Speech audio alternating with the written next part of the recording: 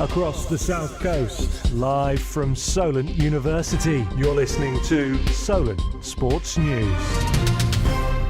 Good afternoon, it's 1 o'clock. I'm Zach Miller and these are your Solent Sports News headlines.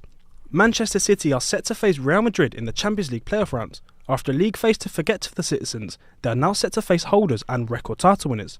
However, it was a great night last night for British teams in the Europa League, as Manchester United, Tottenham Hotspur and Rangers all secured top 8 finishes to progress straight through to the last 16.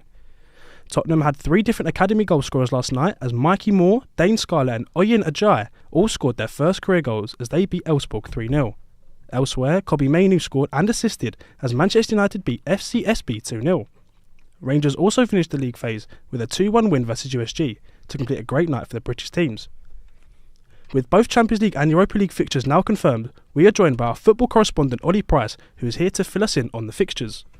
Thank you, Zach. We have breaking news for both the Champions League and the Europa League draw. The Champions League knockout phase fixtures have been announced, with Manchester City vs Real Madrid being the standout fixture, which is a replay of the 2024 quarter-final, and have played each other 5 times in 6 years. Celtic have a big task on their hands and have drawn German giants Bayern Munich, who will look to add a 7th European title to their resume. PSG will face high-flying Brest in an all-French clash, whilst Monaco will face the Portuguese side Benfica. Staying with the Portuguese as league leaders, Sporting Lisbon will take on Borussia Dortmund. Italian giants AC Milan, who are currently struggling in Serie A, will travel to Feyenoord for the first leg, whilst fellow Italian side Atalanta will travel to Club Brugge. Finally, the old lady Juventus also face Dutch opposition when they welcome PSV to the Allianz Stadium. Europa League draw, and the standout fixture from this draw is Porto vs Roma, who will be looking to get into the next round where they could face Atletico Bilbao or Lazio. Galatasaray will face off against AZ for the first time in Europa League history, which could look to the most exciting fixtures to watch in the knockout playoffs. Anderlecht vs Fenerbahce clash, where the Turkish side hope to stay undefeated in this fixture, drawing once and winning once. Other games include Ajax vs Union SG, Midtjylland vs Real Sociedad and POAK vs FCSB. Thank you very much, Ollie. And now to the Premier League, where there is a huge game in this weekend as Southampton travel to Portman Road to take on Ipswich Town. Southampton currently sit bottom of the Premier League table and are the worst performing team in Premier League history so far. Saints will be looking to get their first away win of the season, and according to new manager Juric, new Brazilian signing Wellington could be given a chance this season. I will give him a chance against Ipswich or in the beginning or during the match. He has his characteristic, very technical, very intelligent. Sometimes I like to push him more, to attack a little bit more, but I think he can become a really good player for us. To the other end of the Premier League table, as Liverpool manager Arne Slot has said he trusts Mo Salah to make the best decision for his career after receiving interest from Saudi Arabian clubs. This comes after Saudi sports minister said it'd be a privilege to have him play in the Saudi Pro League.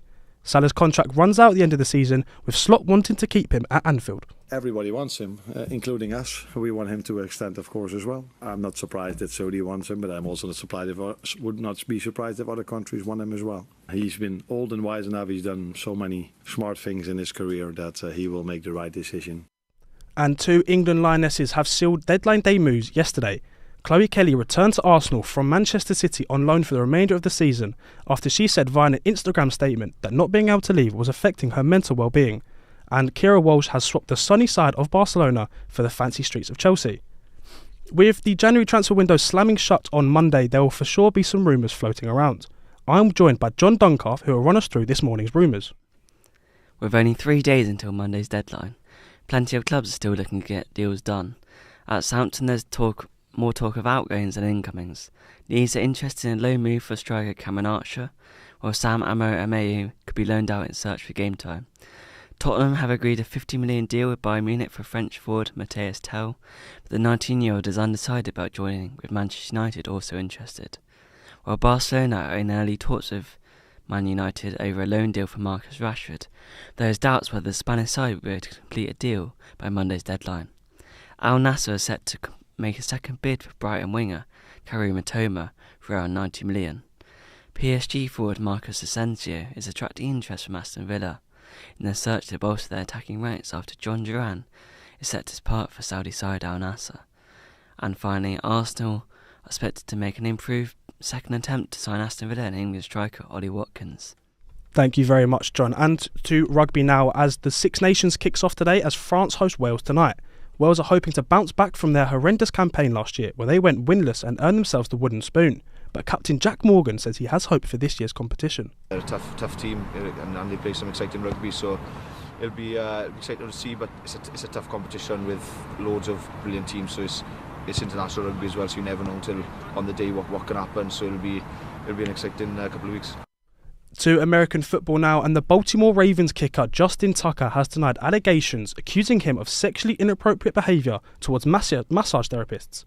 6 massage therapists have come forward at 4 spa and wellness centres around the Baltimore area. The alleged incidents are said to have taken place between 2012 and 2016.